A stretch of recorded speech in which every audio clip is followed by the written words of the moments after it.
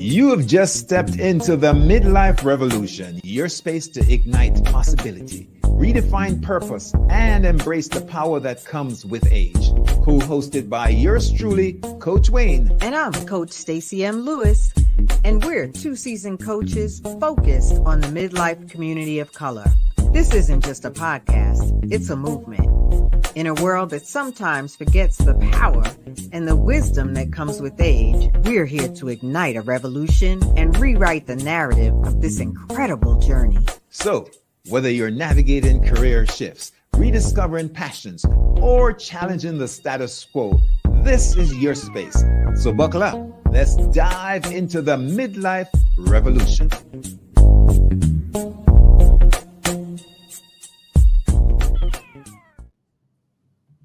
Hey, good morning. It's March the 26th. Wow, we're almost through the first quarter, just a few more days. And this is a very special week. Those of us celebrating Holy Week, Happy Holy Week, Ramadan, and other holidays. This is about really a celebration of discipline. And my name is Coach Wayne. I work with men through midlife so that the second half of their lives can be bigger, bolder, and better. I am very, very happy this morning to introduce my co-host, the great Coach Stacy M. Lewis. Morning, Stacy. Yay! And good morning, grand rising to everyone. Whether you are catching us live or on the replay, we're just so excited that you are here. And I'll add, this is the end of Women's History Month. So happy Women's History Month to those of us acknowledging that greatness. I am Stacy M. Lewis, and I have the honor of being a nonprofit executive and a midlife women's coach. And so I'm so excited to be here to have this conversation with my partner, Wayne. Really, we're just here to serve. So we hope that you enjoyed the conversation and look forward to any comments that you might have. So Wayne, what are we talking about today? Hey, before we even get into that, Stacy, you know, we are at episode 5.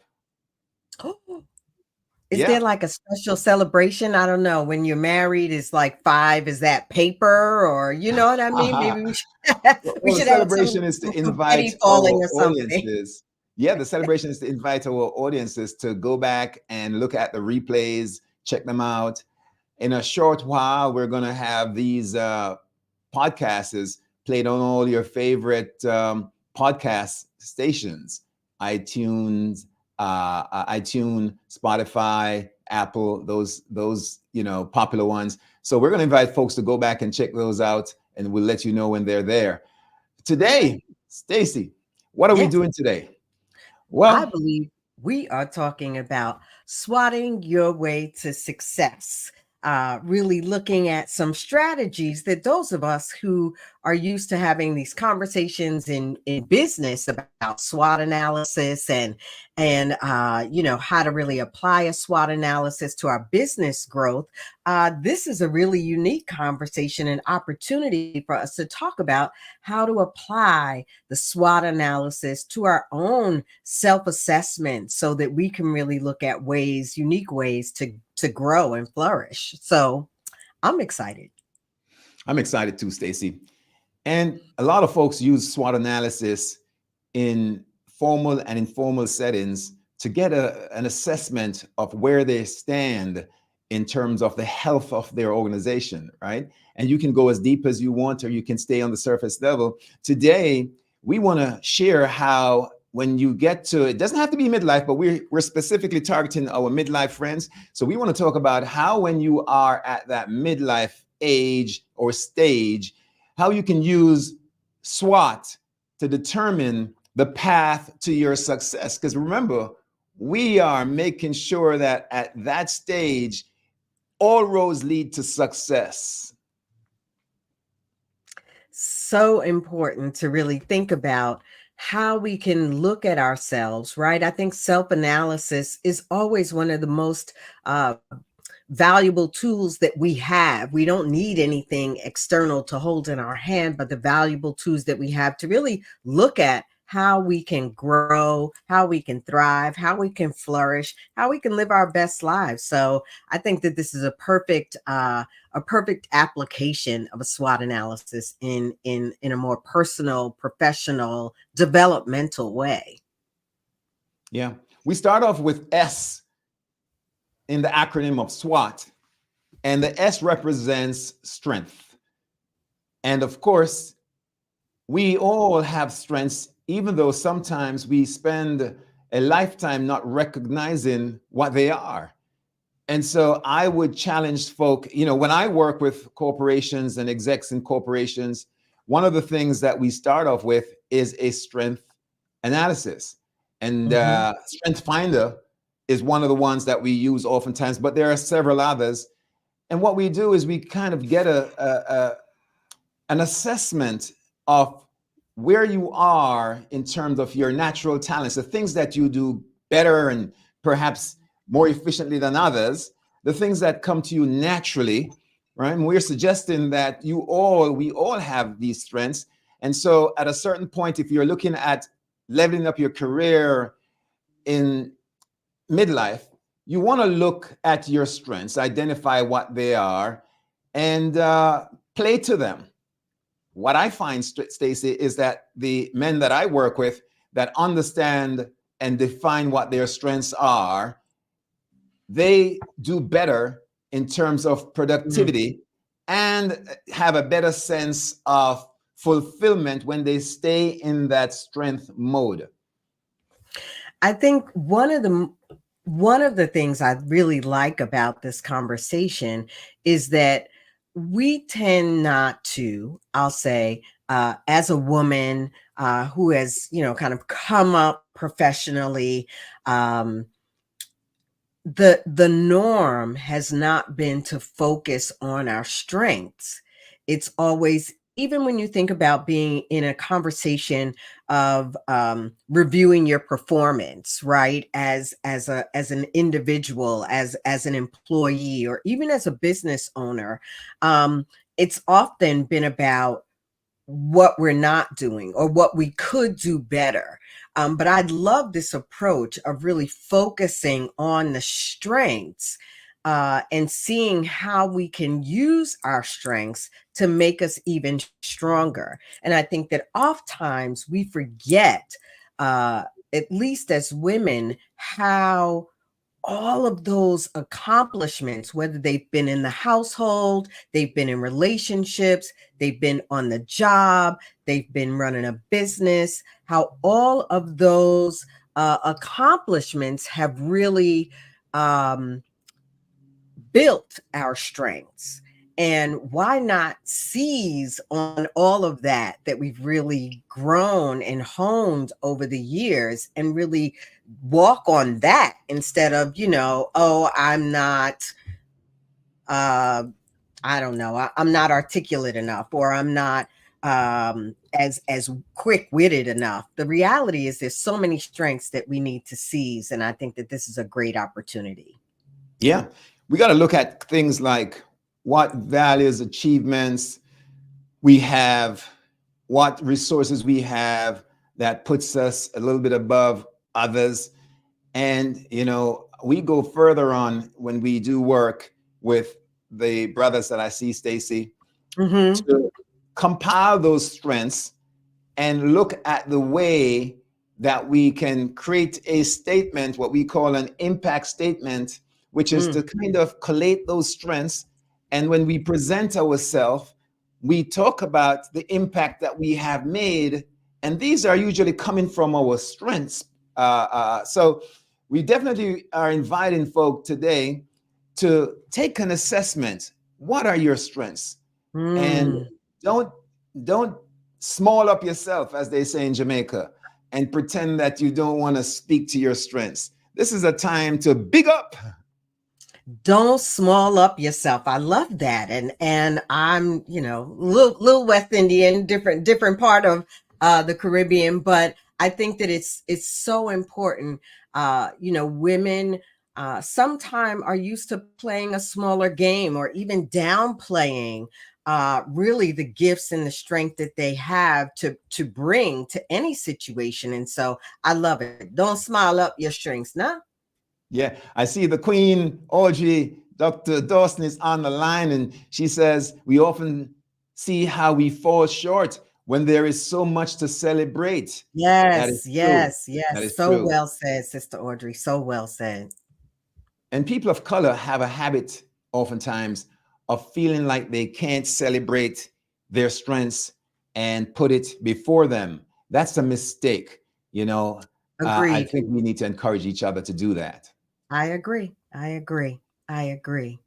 And So Stacey, you want to let's take on hop the on W? into, yeah. Let's hop on into weaknesses. So, weaknesses. Now, a lot of people feel very weird to talk about weaknesses, but we all have them, don't we? We And definitely your do. weakness doesn't mean that you need to be sent to the pastures to graze. It simply means oftentimes where you can develop, where perhaps you may not spend all your time if you want to be more efficient. It means when you are talking about delegation, someone else may be so much better at the technical part of the job where you are stronger in terms of the marketing aspect. So maybe it's time to collaborate or delegate. And a lot Right. of folk at their midlife level are finding that at the younger groups that Hmm. they are born, as you know, with technology at their bedside. And oftentimes it makes sense to just, as you do your assessment, connect with them, shadow them, learn from them. But first, you must acknowledge that you have a weakness. That is so true. And I think that it's also an opportunity to look at those weaknesses and truly assess them. As opposed to, I think both you and I are often doing mindset work, right? What is your mindset on? And are you so focused on those weaknesses that it becomes a weakness itself, right? You're focused on the weaknesses. Yet that acknowledgement that you're talking about and really saying, okay, I'm not strong in this area. Sometimes you have to ask yourself, how important is it that I be strong in this area? Or I love your presentation around really saying, how can I partner with someone? How can I connect with others? How can I use, we talked about a couple of episodes ago, relationships. How can I, as I've assessed my relationships, really see how I can partner, identify someone that can help me with these weaknesses and really continue to move forward, not really look at them as a shortfall, but say, this is just not my gift. And how can I partner with somebody to move forward? Yeah.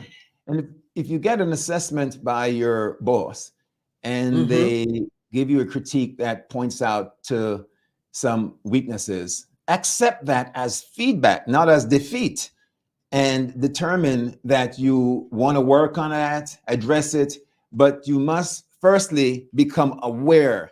And again, remove the ego and play to both the strengths and weaknesses and the rest of the acronym we'll talk about later. But you must be willing to hear it out. What habits perhaps that you have had that gets in the way of your moving forward. And you Right, said it, mindset. What's the right. thinking? Right, right. And I think when you just said when your boss, your manager, someone is reporting to you, right?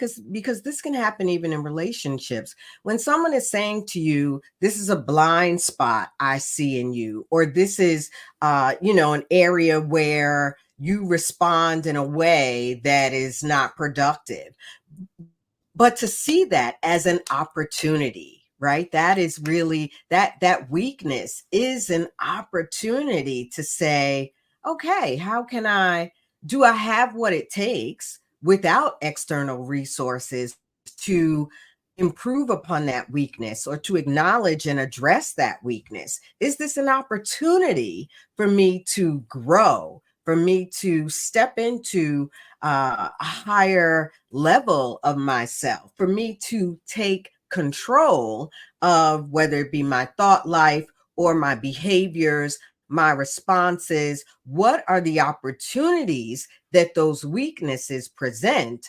and how can we seize them? Stacy, you stole my thunder. Opportunities is the third in our SWOT analysis, right? SWOTting our way to success.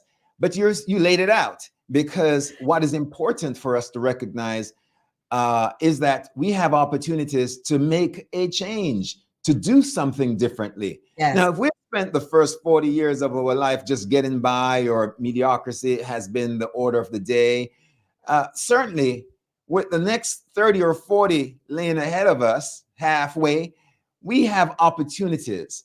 And it's important that we look at the landscape, like you said, the resources and what resourcefulness comes about from us to bring about Mm. and take advantage of opportunities. Yes, yes, yes. I love that. I was really thinking about those external resources, but as you're saying, right, the resourcefulness within each of us. Again, and I think that this is just such a beautiful season, which is why I love what we're doing, and hope that it's resonating with others out there in this, 40s, 50s, 60s, even 70s, really thinking about, okay, how am I going to move forward now? What is my dream now? What is my aspiration now? And what are the opportunities that I have in front of me with all of that learning, with all of those experiences, um, to move forward, to make bigger impact, to play my biggest game. And so this conversation about resourcefulness on the inside and the opportunities that are presented to us is really a great one. It's one I wish I had even 5 years ago. Yeah. And so here's a challenge. Ooh. Let us take a look and see what action steps we can take right now or in the near future to help us with the growth and the progress toward our goals. That's Yes. an opportunity for us, right? It's a great, I think that each of these, right, taking 2 minutes to identify, to list out as many strengths that you find in yourself as you can, and then another 2 minutes to identify what are some of your weaknesses, and then what are some of the opportunities that you see for you, for your life, for your profession, for your relationships, for whatever aspect of your experience you are focused on. And then to really look at, right, to take these few minutes to start to dig into what are the threats, and Yeah. are they really threats? Or are we perceiving them as threats? And how can we move forward in ways that are empowering and empowered, to continue to thrive and make an impact? Yeah. Yeah. And Stacy, we are now into level 4 of The threats. the SWOT analysis, Hmm. threat.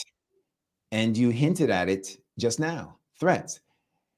We look at the landscape, and in businesses, we sometimes see threat as the competition, right? The person down the street that's opening up a business to enter into your market share, that's a Right, potential threat. right.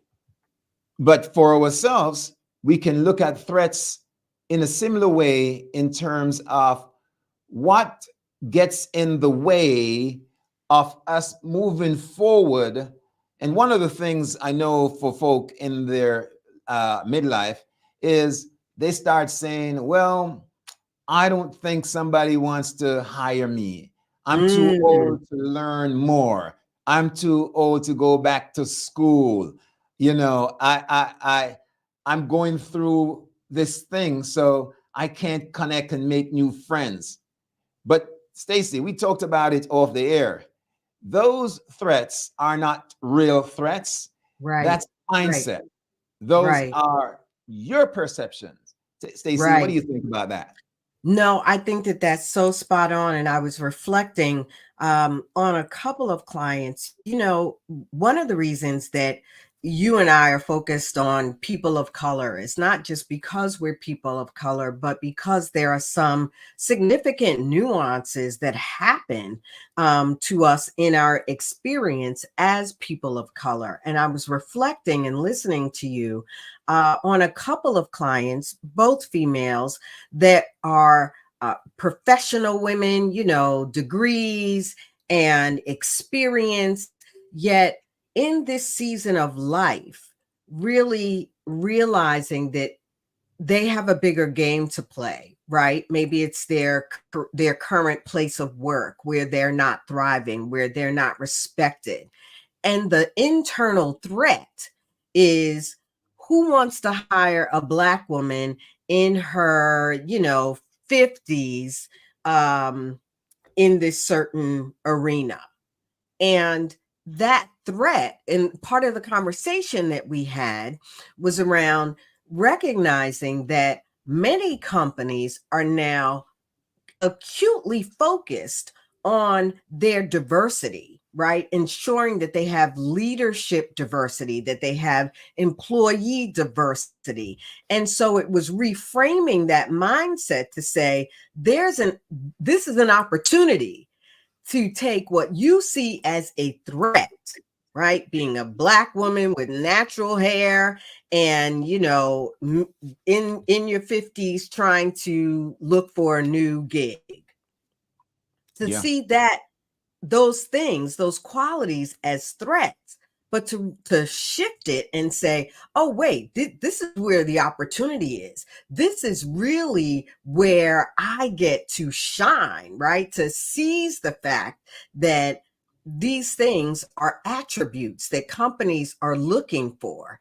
And with my background, with my skills, with my experience, my threats are not threats. They really are strengths and opportunities. And it's time to put them into practice. So I love what you were saying. Love it. Well Love said, it. Stacy. Love it. I'm often asked by brothers in C-suite positions or that are aspiring to get there. They will oftentimes say, hey, I go to the boardroom or I'm in a meeting and I'm the only brother. And that's intimidating. How do you handle that, Wayne? And I'll say that before I fired corporate America, I oftentimes found myself in a similar situation. So rather than seeing it as a threat, I saw it as an opportunity to do what? To be an ambassador for brothers, so that how I showed up and how I stepped up could reflect a sense of power, a sense of confidence, a sense of just know-how, and hopefully change the thinking, what I call the stinking thinking that holds others back from recognizing who we are.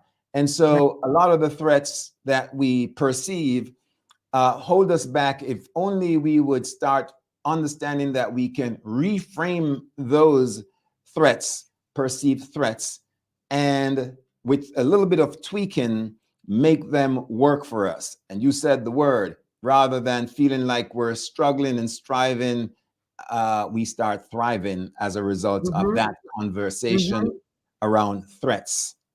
Yes, I, think off that there were many, many rooms, and it still happens today where I am either the only woman of color, the only Black woman, the only woman with a C-suite title. And I think one of the core threats that I sometimes experience, even in those moments, is the lack of confidence. So it is looking at that threat, calling that threat what it is. It's really a lie. And then reframing to say, like, nope, even you got to fake it till you make it, right? So when I step into those rooms sometime, and I may not be feeling the most confident, but no one in there knows it but me, right? So I'm taking that threat of a lack of confidence and saying, no one else is going to opportune on that threat. And it's really up to me to make sure that I'm seizing, right? That I'm holding captive. Scripture talks about like holding captive those things that are trying to rise up against what God says about you. And so I am just really, really ignited by, even as I look at the word threats on the screen, I'm saying, no, we really have to shift that and take hold of that and make sure that we are employing the authority that we have in order to reposition those threats to our benefit. Absolutely, Stacy. And you know what this all amounts to when we talk about swatting our way to success, it speaks to self-awareness. We Yes. have Yes. to take a look at ourselves. And yes, there are things on the outside that we want to look at. We want to look at the threats and all the other things that appear before us externally, but nothing happens to our external reality unless we change and adjust our internal reality, right? I like to say that obviously the work begins on the inside, and our outside reality is a reflection of what's happening internally. So when we look at SWOT, how do we see our strengths? And let's be honest, time to Yeah. be authentic and real. Mm-hmm. How do we play and see our weaknesses? And what are the opportunities once we see these? And of course, how do we deal with those threats? Right. Right. So good. I think that as we look at swatting our way to success, it is where that we need to maybe change it to swoop or something, right? So how do we take those opportunities and turn them into possibilities? How do we take those threats and turn them into possibilities?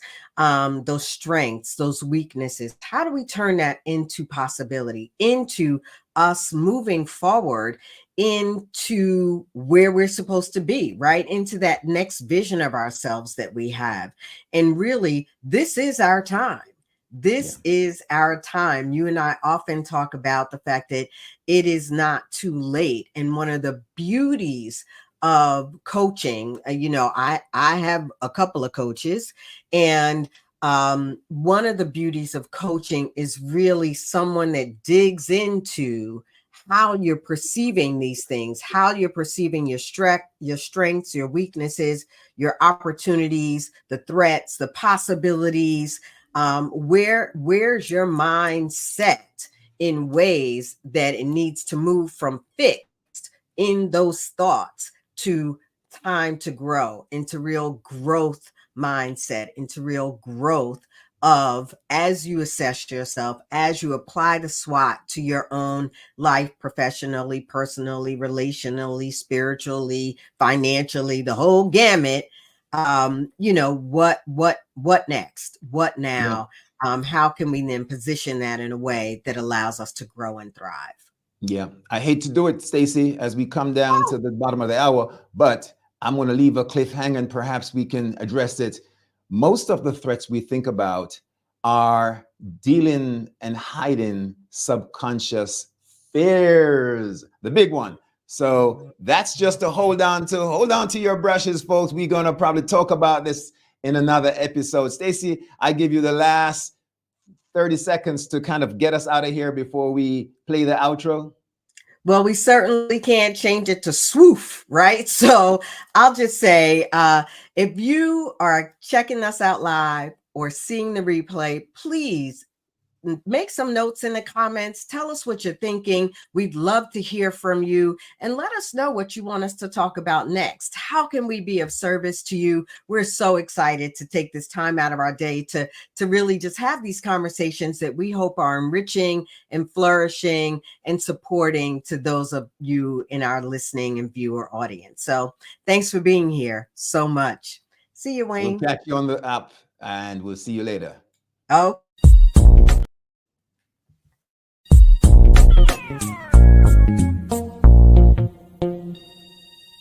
And there you have it, folks. This week's episode of the Midlife Revolution. Hey, we truly appreciate you spending this time in this space with us. Join us next week at the same time as we dive into relevant topics and present solutions to spark new thinking and empower your midlife journey.